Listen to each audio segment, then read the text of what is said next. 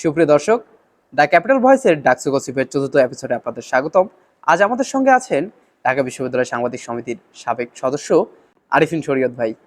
ভাই কেমন আছেন? আছে। অসংখ্য ধন্যবাদ আপনাকে আমাদের এখানে আসার জন্য, আমাদেরকে সময় দেওয়ার জন্য। আপনাদেরকেও অসংখ্য ধন্যবাদ আমাকে আমন্ত্রণ জানানোর জন্য, ভাই গ্রহণ করার জন্য। আপনি তো 19 সালের ডাকসু খুব কাছ থেকে দেখেছেন। সে সময় আপনি ক্যাম্পাস সাংবাদিকতার সঙ্গে সংযুক্ত ছিলেন, আর সবকিছু আপনার দেখা হয়েছে। আমাদেরকে শুরুতেই যদি 19 সালের ডাকসু সম্পর্কে একটু ধারণা দিতেন, কেমন ছিল পরিবেশ, কেমন ছিল এবং ভোটগুলো কিভাবে হয়েছে, সার্বিক পরিস্থিতি নিয়ে একটু যদি কথা বলতেন। ডাকসুর প্রেক্ষিতটা খুব নাটকীয় ছিল, কারণ তখন ডাকসু নিয়ে কথা বলতে হলে আপনার বিগত 19 সালের আগে 4-5 বছর হচ্ছে গেলে একটা হিসেব আপনাকে করতে হবে, অ্যাক্টিভিজমের হিসেব করতে হবে। যে ডাকসু নিয়ে শিক্ষার্থীদের দীর্ঘদিনের দাবি ছিল। তার আগে তো প্রায় 3 দশক ডাকসু ছিল না। তো 19 সালের ডাকসুটা হচ্ছেন কি যে এটা হচ্ছে স্বৈরতান্ত্রিক যে শাসক ছিল, স্বৈরতান্ত্রিক শাসক, তার অনেকগুলো দোষ ত্রুটি ঢাকতেই মূলত হচ্ছে ডাকসুটার আয়োজন করে। এবং শিক্ষার্থীদেরও দীর্ঘদিনের দাবি ছিল এখানে, যে তারা হচ্ছে ডাকসু চায়।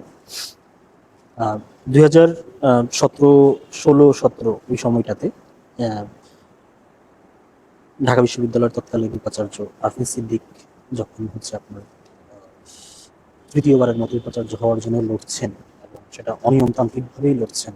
সিনেটে পর্যাপ্ত সদস্য না রেখেই হচ্ছেন কি যে প্রায় 1/3 সদস্য ছিল না। তো আমি 19 সালের ডাকসুর যদি প্রেক্ষিত যদি বিবেচনা করি, ওয়ান টাইম ওই 17 থেকে শুরু, যে সিনেটের 1/3 আসন ফাঁকা রেখেই উনি সিনেট করতে যাচ্ছেন। তখন ছাত্রদের প্রতিনিধিত্বের আলাপটা আসলো। হুম। পরবর্তীতে উনি তো উপাচার্য হতে পারলেন না। এরপরে 18 গেল, 18-র কোটা আন্দোলন গেল। হ্যাঁ, কোটা আন্দোলনের পরে হচ্ছেন কি যে কোটা আন্দোলন শুধু না, একই সাথে হচ্ছেন কি যে আপনার সড়ক নিরাপদ সড়ক আন্দোলন ছিল। ফলে এই যে 3টা বছর যে 17-তে উপাচার্য নিয়ে বিতর্ক হলো, 18-তে এসে হচ্ছে দীর্ঘ একটা কোটা আন্দোলন ছিল। আবার তার পরপরই ছিল নিরাপদ সড়ক আন্দোলন। এই সবগুলোর সংমিশ্রণে সে আপনার যোগ হয়েছিল হচ্ছে কি যে আপনার ডাকসুতে। এছাড়া এখানে ডাকসু করার জন্য মঞ্চ তৈরি হয়েছিল, দীর্ঘ সময় অ্যাক্টিভিজম হয়েছিল। পরবর্তীতে ঢাকা বিশ্ববিদ্যালয়ের তৎকালীন উপাচার্য অধ্যাপক ডক্টর মোহাম্মদ আখতারুজ্জামান, তিনি শিক্ষার্থীদের দাবির মুখে, এবং উনি তখন বলতে বাধ্য হয়েছিলেন যে হচ্ছেন কি যে তারা শীঘ্র ডাকসু আয়োজন করবে। ডাকসু আয়োজন হবে কি হবে না, হবে কি হবে না, আন্দোলন চলছে একদিকে, অন্যদিকে উপাচার্য আশ্বাস দিচ্ছেন। সেই আশ্বাসের একটা পর্যায়ে গিয়ে হচ্ছেন কিছু ঘোষণা এলো যে না, এবার ডাকসু হবে। এই ছিল। ভাই এই যে 30 বছর ডাকসু ছিল না, এই 30 বছর ডাকসু না থাকার পেছনের গল্প আপনি কতটুকু জানেন বা আপনি কতটুকু সংগ্রহ করতে পারছেন? আমাদের 30 বছর যে ডাকসু ছিল না, তার সর্বশেষ ডাকসুটা ছিল কিন্তু 91। এই পরিষদটা ছিল আমান পরিষদ ছিল। আমি আরেকজনের নাম ভুলে গেলাম। তো 91-তে হচ্ছেন কি যে আপনার বেসিক্যালি ছাত্রদলই হচ্ছে ডাকসুতে জয়লাভ করে। হ্যাঁ, একটা অভ্যুত্থানের 90-এর যে অভ্যুত্থান ছিল বাংলাদেশে, সেই অভ্যুত্থানের পরে এসে অভ্যুত্থান পরবর্তী প্রথম ডাকসু ছিল 91 ডাকসু। তো তখন তো আপনার বিএনপি ক্ষমতাসীন ছিল। 91 ডাকসুর পর আমরা, তখন তো আর আমি ছিলাম না, আমি গণমাধ্যমে পত্রপত্রিকা ঘেটে যেটা দেখলাম যে 91-এর পরে হচ্ছেন কি যে বিশ্ববিদ্যালয় প্রশাসন বেশ কয়েকবার ডাকসু নিয়ে উদ্যোগ নেওয়ার চেষ্টা করেছিল, কিন্তু তারা সফল হয়নি। হুম। ছাত্রদলের পক্ষ থেকে তখন বলা হয়েছিল যে ডাকসু দিলে, ছাত্রদল এবং ছাত্রদল দুটোর পক্ষ থেকে তখন বলা হয়েছিল যে ডাকসু দিলে ক্যাম্পাস অস্থিতিশীল হয়ে যাবে। হ্যাঁ, ফলে 92-তে একবার চেষ্টা করা হয়েছিল ডাকসু দেওয়ার। আমার যতটুকু মনে পড়ে, অধ্যাপক মনিরুজ্জামান তখন উপাচার্য ছিলেন। মনিরুজ্জামান তখন বলেছিলেন যে হচ্ছে যে ডাকসু হবে, কিন্তু ছাত্র সংগঠন যেগুলো ছিল, বিশেষ করে ছাত্রলীগ এবং ছাত্রদল, তারা তখন বলেছিল যে আসলে ডাকসু দিলে পরিস্থিতি ঘোলাটে হতে থাকবে, ক্যাম্পাস অস্থিতিশীল হবে। এবং সত্যিকার অর্থেই একবার বোধ হচ্ছে আপনার তফসিলও দেওয়ার উদ্যোগ নিয়েছিল। তখন ক্যাম্পাসের পরিস্থিতি অস্থিতিশীল হয়ে যায়, গোলাগুলি, নানা ধরনের প্ররোচনা ছিল। ফলে হচ্ছেন কি যে ওই 90-এর পরে 92, 93, 94 এই সময়টাতে হচ্ছেন কি যে আপনার ডাকসুটা হওয়া পসিবল হয়নি। আর এরপর এর পরবর্তীতে আমরা যেটা দেখি যে আমাদের রাজনৈতিক দলগুলো ক্ষমতায় এসেছে, গণঅভ্যুত্থানের মধ্য দিয়ে যেই রাজনৈতিক দলগুলো আহ, ক্ষমতা গ্রহণ করেছিল 91-তে, 96-তে, 2001-এ, 2009-এ। সবাই হচ্ছে তখন ডাকসুকে এড়িয়ে গেছে।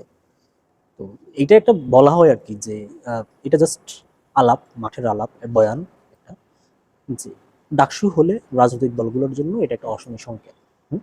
ডাকসু ভোটের প্রয়োজনে এখানকার ডাকসুর যে নেতা ভিপি, জিএস, এই জিএস থেকে শুরু করে সম্পাদক যারা ছাত্র নেতাদের জনগণের পক্ষে কথা বলা লাগে, শিক্ষার্থীদের পক্ষে কথা বলা লাগে। ফলে ডাকসু হচ্ছে একটা ভয়ের কারণ রাজনৈতিক দলগুলোর কাছে, বিশেষ করে ক্ষমতাসীন রাজনৈতিক দল যেগুলো। ফলে আমরা 91-এর পরে বাংলাদেশের যে গণতান্ত্রিক উত্তরণের কথা আমরা বলি, যে 90-এর পরে যে গণতান্ত্রিক উত্তরণের পথ নিয়ে আমরা কথা বলি, ওই গণতান্ত্রিক উত্তরণে আমরা ডাকসুকে পাইনি। শিক্ষক সমিতি নির্বাচন হয়েছে নিয়মিত, প্রতি বছর হয়েছে, সময় অনুযায়ী হয়েছে, কিন্তু আমরা দেখি যে ডাকসু নিয়ে আর আসলে কোনো উদ্যোগ নেওয়া হয় না, এবং বলা হয় যে ডাকসু উদ্যোগ নেওয়া হলে ক্যাম্পাস অস্থিতিশীল হবে। কিন্তু আমরা 19-এর ডাকসুতে দেখি যে আসলে ক্যাম্পাস অস্থিতিশীল হয় নাই। 19-এর ডাকসু কিন্তু আমাদের জন্য একটা কেস। হ্যাঁ, ক্যাম্পাস কিন্তু অস্থিতিশীল হয় নাই। হ্যাঁ, উল্টো আরো শিক্ষার্থীর জন্য ভালো হয়েছিল। 24-এর ডাকসু নিয়ে আলাপ হচ্ছে এখন। কেউ কেউ বলছেন ক্যাম্পাস অস্থিতিশীল হবে, কেউ বলছেন ডাকসু না দিলে ক্যাম্পাস অস্থিতিশীল হবে। তো এটা আপেক্ষিক, এবং আমাদের অভিজ্ঞতা বলে ডাকসু হলে ক্যাম্পাস আসলে কোনো সমস্যা হয় না। হ্যাঁ, ভাই আমরা একটা জিনিস জানি, ডাকসু হওয়া বা না হওয়ার পিছনে আহ, সরকারের একটা হাত থাকে। দীর্ঘ 30 বছর ডাকসু ছিল না, 91-এর পর দীর্ঘ 30 বছর ডাকসু ছিল না, এবং এরপর 2018 সালে কোটা আন্দোলনের পর 2019 সালে এসে ডাকসু হয়।